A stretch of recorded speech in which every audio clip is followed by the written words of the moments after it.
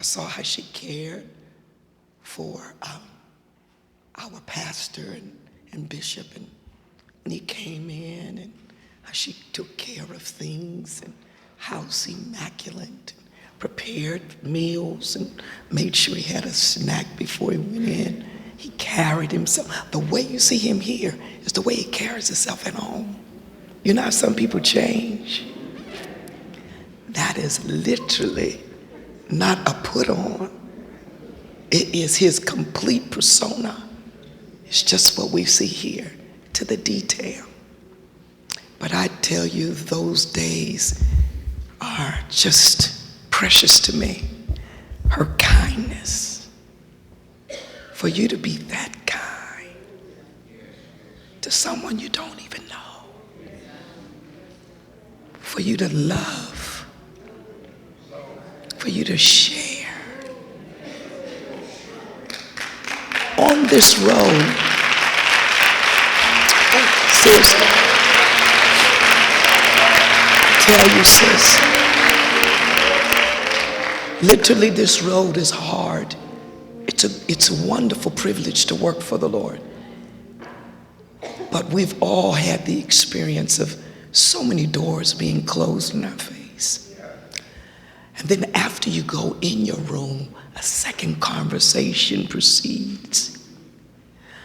So many days of negativity, abandonment, so many days of facadal relationships that are good as long as you're looking at them.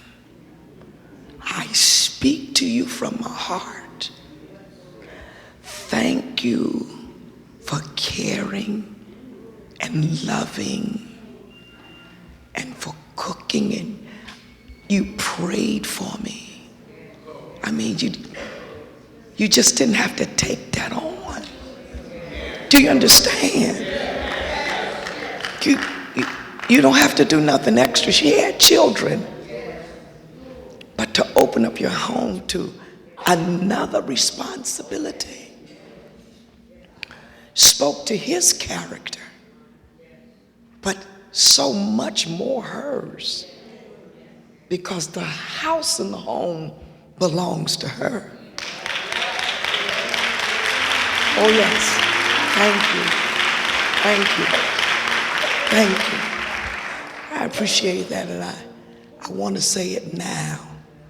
I don't want any struggle about anything. I just want to let her know it's from my heart that I love you. And it's from my heart that I serve and I love you. Love you, Carol.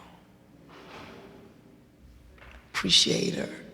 She's always been there at times of study. For years we would talk on the phone together, the word. And she'd give me all that inside points. Was that word crazy good last night?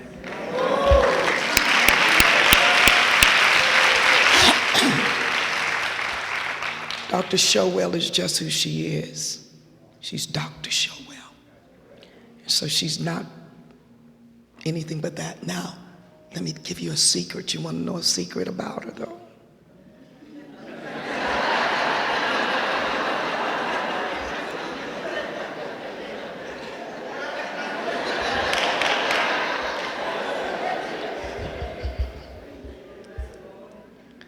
She literally preaches out of her passion. But her passion is because of her great love for God's church. And if it is dishonored and disrespected in any level, the height of her frustration comes. And so you'll hear her say to you, this ain't no joke. This ain't no game. So passionately she preaches for the love she has for God's church. And I thank God for my brother last night who preached, Brother Sean. And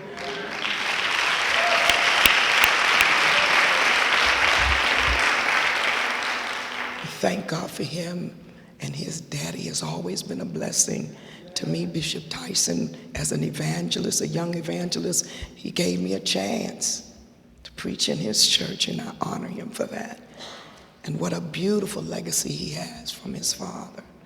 I honor my sisters and brothers that are here, the saints from Abyssinia that I co-labor with, and Sister Belinda, who has to be the go-between when I'm off and on and in between.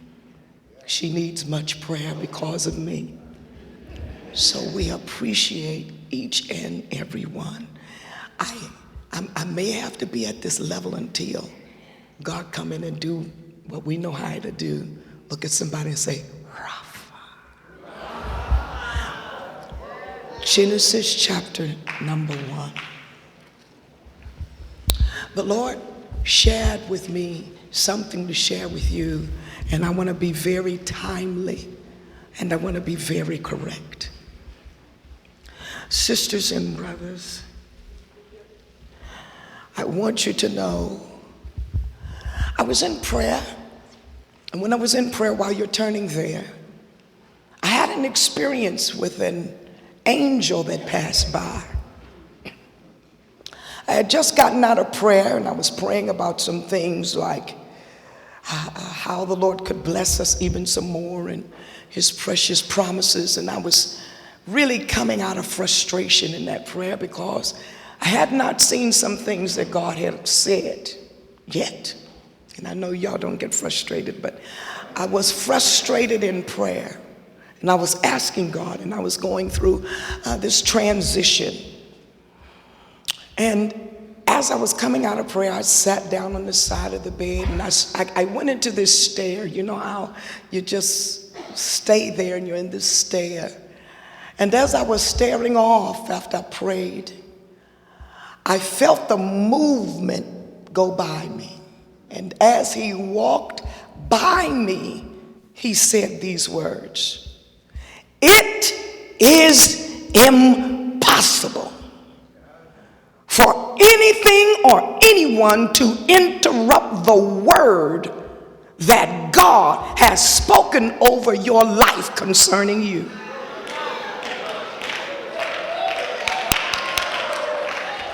And then he said, "Relax. It is impossible for anything or anyone to interrupt the word that God has spoken concerning you." Look at somebody and say, "Relax." Look him in the eye and say, "It's impossible." Demonic hell can rise and flow, but it's impossible. People can come and go out of your life, but is there a word that God has spoken over your life?